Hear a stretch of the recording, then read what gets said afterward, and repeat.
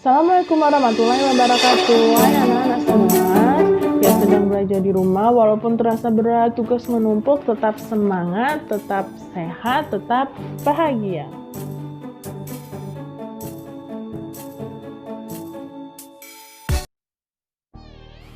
Teks eksplanasi adalah teks yang menerangkan mengenai suatu proses gejala alam.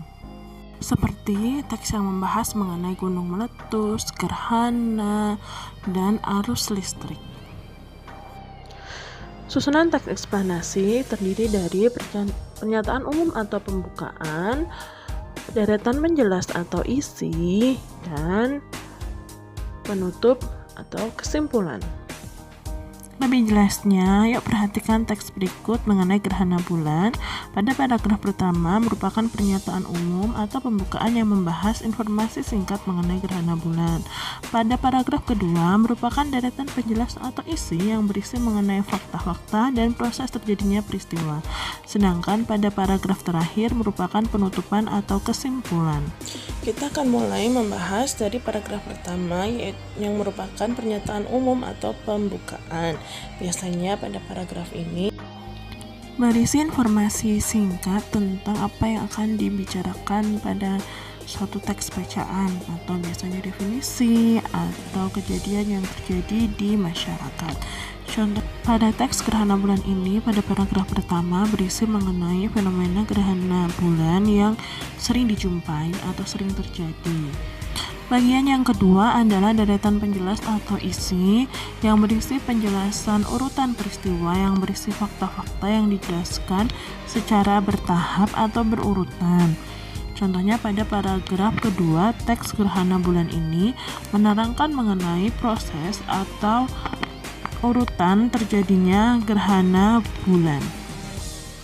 Dimulai dengan ketika bayangan bumi menutupi sebagian atau seluruh penampang bulan. Jadi ini sebenarnya inti dari gerhana bulan itu sendiri. Jadi kita bisa menentukan bahwa kalimat pertama merupakan ide pokok.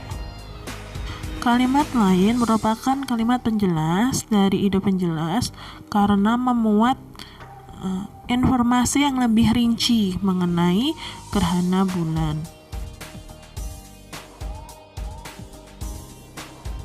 Yang ketiga adalah penutup yang berisi kesimpulan yang merupakan pendapat singkat penulis tentang topik atau peristiwa yang sedang dijelaskan dalam teks tersebut.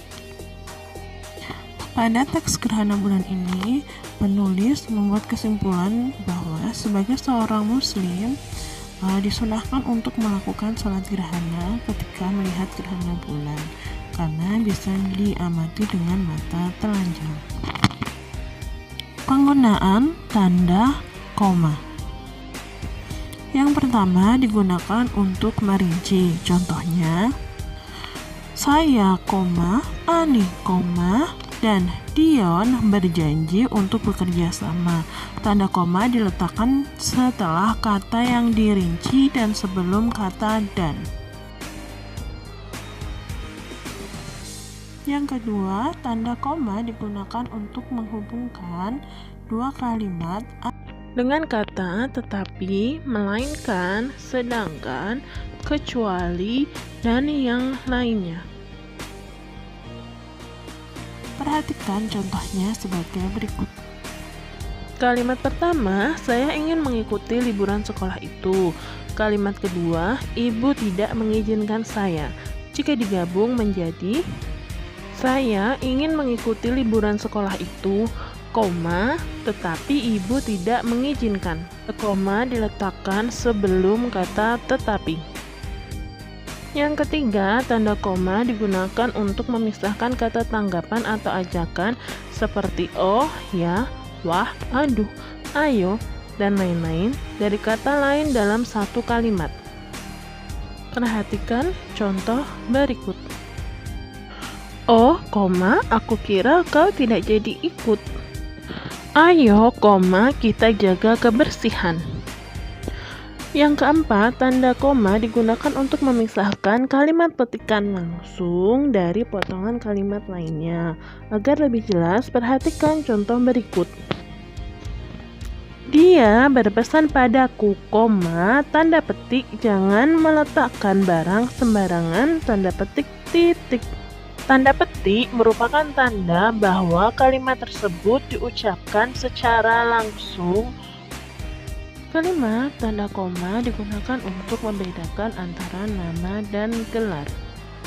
Contohnya, Ariska Soraya, STTPSI, Siti Rusmini, STTPD, atau Prayitno Aiji, STTE, M.M.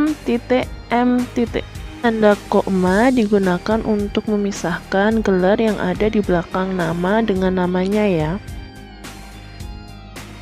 Thank you for watching. Wassalamualaikum warahmatullahi wabarakatuh.